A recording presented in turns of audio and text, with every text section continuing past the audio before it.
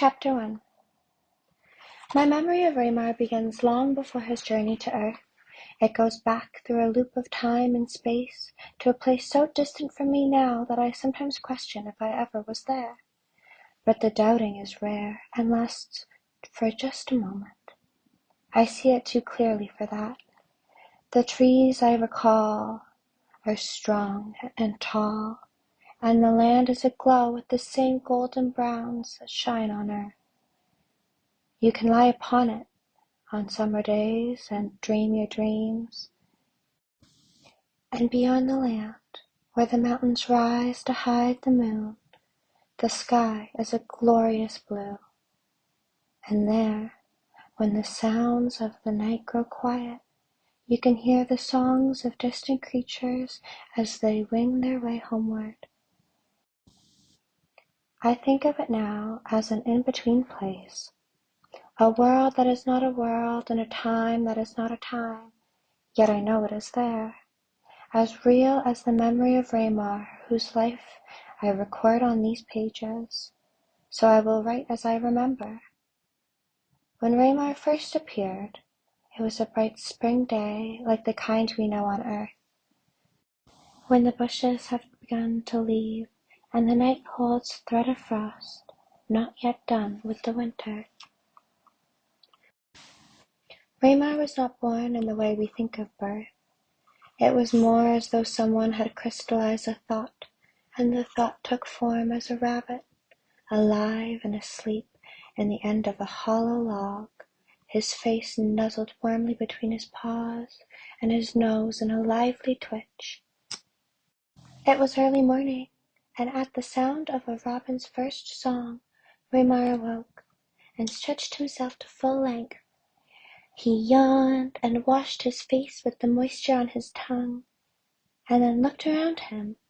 He knew inside that he had come alive for the very first time, awake in a world he did not know, but where he somehow belonged. Yes, I remember more perfectly now. The place where I came to know Ramar is in a world where all of us live in between the times we spend on Earth. It is a place, as I have said, not so much different from the world around us here. It is we who are different in the times we spend there. Our hearts are warmer, our minds are open and more perceptive, and our spirits grow through the bonds we share with one another. The things we feel are stronger too, stronger and truer than the things we think most times. Ramar knew this the instant he opened his eyes. He knew what living is, and what he felt was a smile inside, a joy in taking a breath, of knowing, of being, of feeling all the gifts that were his to know. Alive, he thought. I am really alive, and the feeling, the miracle of that, he gave a kick that rabbits give when they first discover joy. Somehow, though, even in the happiness he felt, he sensed there was something different about him. It was something that set him apart from every other rabbit who ever had existed. He knew he had wings, tiny wisps of gossamer that grew from his shoulders, the color of the earth upon which he rested. He could not see them, he could not touch them. All he could do was know they were there. So that is how Ramar began his life, as a small winged rabbit in a world that you and I, except in our dreams, have all but forgotten. He had a heart he could feel with, a mind he could think with, and an eagerness to learn what few but a child could understand. The marvelous thing was that Ramar intuitively knew that life is a gift that is infinitely precious. It is a gift so great that even if you are different and others laugh to see you, it makes no matter. It is the only gift that matters, it and the part of ourselves that we learn to give to others. Ramar understood this right away, and as he grew in that gold-green meadow, he gave little thought to the wings he carried, or the reason for their being. He found instead a certain oneness with everything that grew and flew about him, and with all that he saw and touched, the blades of grass beneath his toes, the roots of the trees, the hawthorn, the hills, and the hummingbirds. They were all a part of him, it seemed, and he of them, with a language between them that was never spoken, and bonds that held them together but left them free to grow apart. Ramar, in his way, and they in theirs. I could hear him too, in my own little rabbit heart, and every so often I would chase along behind him through the fields and the thickets. I would hear his laughter then, calling back to me, and I would smile at the sound of its singing. Ramar loved the sun, and how it warmed them, so much so that on days where the clouds grew close together and the light disappeared for a while, he would forget his play and lie in his log alone, thinking thoughts that no one could hear. I knew then that Ramar was not different just because of his wings. He was different because of what he was, and knew, and heard inside himself. It was a voice inside his own, and it spoke to him in his quiet times as he drifted to sleep. The choice was his to listen, or not, or to follow what he heard. One thing he knew was that he was not alone in the world in between. Except for humans, there are creatures of every sort: elephants and sparrows, ants and giraffes, lizards and lions, tigers and toads. There were none, however, that Ramar could describe as his friend, until one day at the start of his second summer. That's when Lydia came. It was clear to Ramar from the instant he saw her that Lydia was a cat of unusual splendor. It was something in her eyes, he felt. No, it was more than that. It was all of her. The way she carried herself when she walked, the gentle and patient way she spoke, or more correctly, the way she didn't speak. She simply thought, it seemed, and Ramar heard the words inside his head as if they were words of his own. Whatever it was about her, she won Ramar over with just a smile. "I am Lydia," she said, "and I have heard all about you, the rabbit with the gossamer wings." Ramar smiled and lowered his head. He could not decide how to answer. "I have come to be your friend," said Lydia. "Your friend and your teacher, if you let me help you." Ramar tried to say hello, but nothing came out, just the words in his mind. But Lydia heard him and smiled. "That's how friends communicate," she told him. "You just think what you want to say, and I will hear you, the same as you hear me." "Is that how everyone talks?" asked Ramar. "Well, everyone and everything," Lydia replied. "It is not just creatures who speak with each other. Everything has a language. You can talk with the wind, you can talk with the rocks in the river, you can talk with everything around you if you learn how to listen." "You mean everything can hear me?" asked Ramar. "Every rock, every tree, and everything?" "No," said Lydia. "Only the things you feel part of, or that inside your heart. That is the secret. The feelings you have between you." Ramar smiled. It was good to have Lydia to talk with. She was everything at the same time. She was young, she was old, she was warm, she was wise. She felt close and comfortable, as though she and Ramar had lived in each other's hearts for centuries before, centuries he could not remember. "All of us here have lived forever," Lydia told him. "It is only you who is new among us. You have not been born as a human being or lived in the world as a person." "A person?" Ramar asked. "Every creature you see around you," Lydia explained, has lived as a person on a place we call Earth. It is not a faraway world. It is just a different kind of existence than what we experience here. As different, say, as dreaming is from waking. Then Ramar remembered. I have had dreams of that world, he shouted. The dreams had come about every night while Ramar slept, and each of them took him on a journey to Earth, where he would walk among the people who lived there. The dreams were not frightening, because Earth seemed like a natural place for him to be. He was somehow at home, a part of that world, and those within it, and yet apart from it too. It was that when Ramar awoke, the dreams disappeared before he could catch them and etch them into his mind. The journeys, the people, the cities he saw, they always escaped him when he opened his eyes, and he rarely got them back except for a glimmer or two in moments when he did not expect them. Dreams are like that, said Lydia. They let you catch glimpses of other times and other worlds, so you know that you are not alone or held to the place where you are. Have you been a human before? Asked Ramar. Many, many times, said Lydia. Many more times than I can tell you.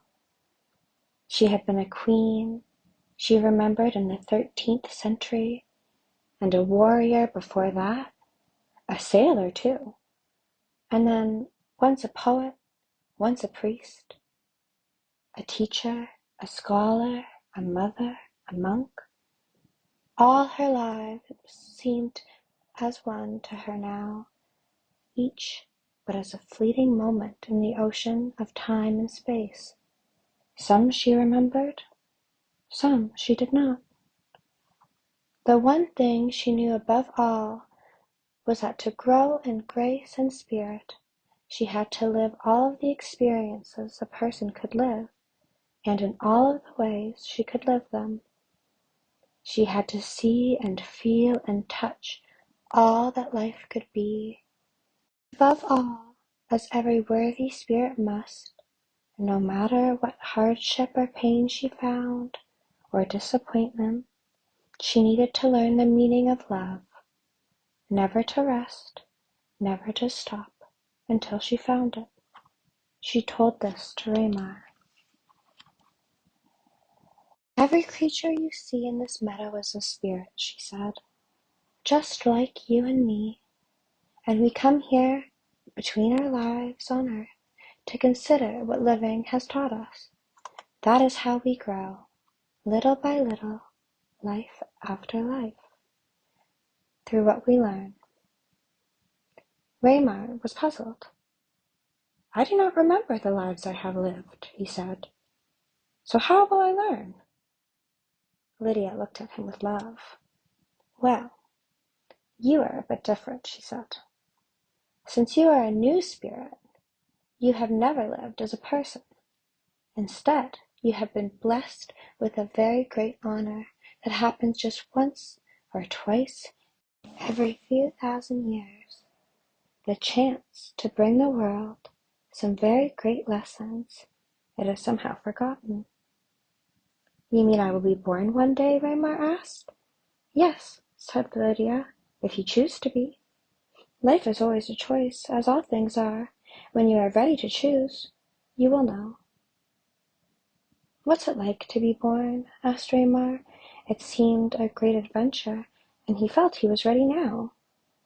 Lydia tried to keep the smile from her voice, because she knew his question was worthy of a thoughtful reply.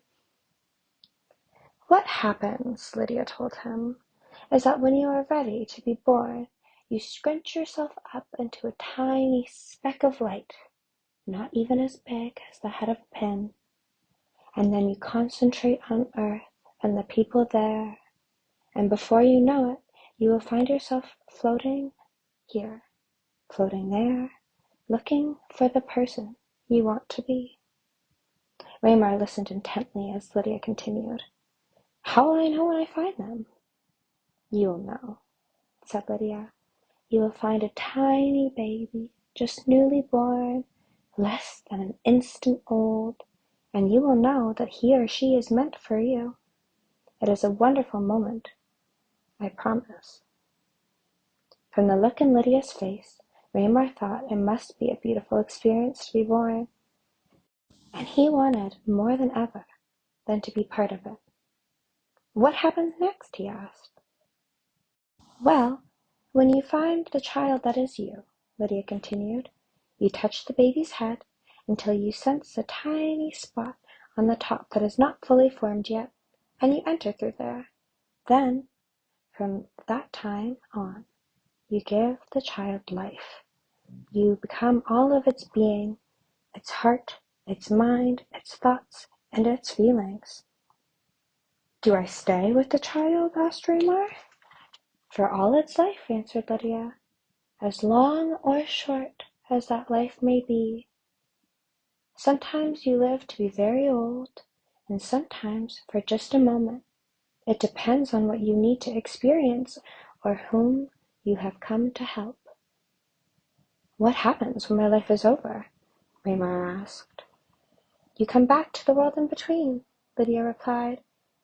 "You leave the body the same way you entered, and you return to us as the light you were before. Once here, you rest for a spell, think about the things you learned in your lifetime. Later, when you are ready, you can choose to go back again if you wish, and live as a different person. This way, you just keep learning more and more, and your spirit grows brighter and more fulfilled." Ramar thought about this for the longest time. He understood some of what Lydia had explained, but not all of it. Too much was beyond him. "Don't worry," Lydia assured him. "All that you need to know will unfold for you soon. The important thing is to never stop searching for the answers you want, whether you find them in others or in yourself." Just then, before Ramar could ask another question, he heard a fluttering sound around his head, and a small white bird flit down beside him. "Who are you?" he asked, surprised. "I have not seen you before." "They call me the dove who rhymes with love," the little bird responded, "and I have come to help you too." And with this, he laughed and laughed. Ramar laughed as well, because the dove was a happy creature, and his joy was contagious. "Have you been a person as well?"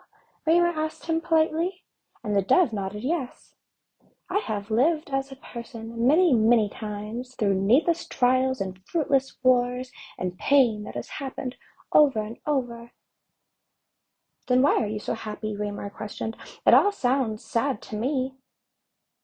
"Because I am a creature of faith," the dove replied. "I know that no matter what has passed and gone before, peace will one day come.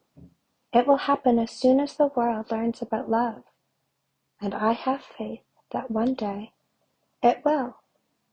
"Faith?" asked Ramar. "What is faith?" "I cannot tell you for sure," said Dove, "because it is something you feel without knowing why, something you believe in because your heart says it is true." Lydia laughed when she heard him. "This silly bird even believes that one day teeth will grow inside of his beak so he can smile." And Ramar laughed too, in spite of himself. "Do you really believe that?" he asked his new friend. "Indeed I do," the dove replied. "I know that if I believe hard enough, and with all of my heart, that one day I will have a beautiful set of teeth, as white and beautiful as teeth can be. And when that happens, I will smile and smile so everyone can see." Ramar understood how much the little bird meant it. He could see that all of the gifts that the dove might ever earn, and nothing could be so important or dear as the ability to smile and to express his love to others. He could think of nothing so impossible either. But then again, what is more absurd than a rabbit with wings, he reminded himself. Maybe there is something that we can all learn together. And Ramar was right, of course. It had not been by chance that they had all come together in this world in between. A rabbit with gossamer wings, a cat with aqua eyes, and a dove who rhymed with love. You could sense there were bonds between them, gentle threads of feeling that no one could see or quite understand, not even them. But Lydia knew not to question or doubt. She had learned a long time ago that when you find a bit of magic in your life and you try and explain it, it sometimes goes away. On Earth they called it logic, she remembered, a need to explain or prove everything before you believe it. That was not unreasonable, she knew, but at the same time there were so many things that logic had never told her. How do you explain love, she had asked herself, or faith, or friendship? And how do you tell people what imagination is, or how music happens, or why poets hear what others do not? It had often seemed to Lydia that the things that she could not explain were surely as important as the things that she could, even more so. Ramar heard her thoughts, and he interrupted. He wondered what logic meant. Has it something to do with being a person? He asked, and Lydia replied that too many times it did. And she had learned that one of the perils of returning to earth is that our senses change. We no longer hear what our spirits tell us, or feel what makes us whole. We listen only with our ears and see only with our eyes. And sometimes, even with all the natural gifts we have, we let others do our thinking and make our choices, or tell us how to live. Logic is something you reason with, she said to Ramar finally. So once you are a person, you can decide if what you learn makes sense or not. The trouble is, when logic is all you use and you forget your intuition, you only learn part of the truth. It happens on Earth all the time. It was an ancient lesson that Lydia knew well. There were so many things that Ramar would have to learn, things she wanted to teach him. She knew that he had come to change the world for those who would hear his voice, and that she was to help prepare him. She did not know how she would do this, or what her part was to be. She only knew that Ramar was a child of creation as no other child could be. He was a rabbit with wings that no one knew the reason for. Not her, not the dove, not anyone. Most of all, she loved him, and that was enough for now.